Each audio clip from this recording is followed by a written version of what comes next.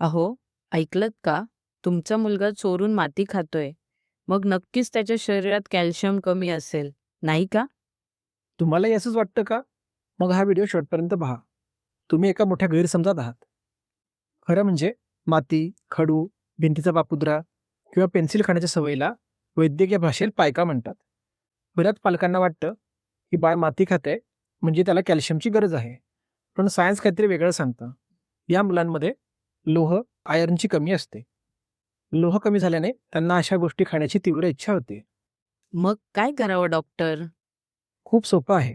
डॉक्टरांचा सल्ला घ्या, रक्त तपासणी करून हिमोग्लोबिन चेक करून घ्या, लोहयुक्त आहार द्या, जसं की पालेभाज्या, खजूर, गुळ शेंगदाणे, डाळी. गरज असेल तर रक्तवाढीचे औषध द्या.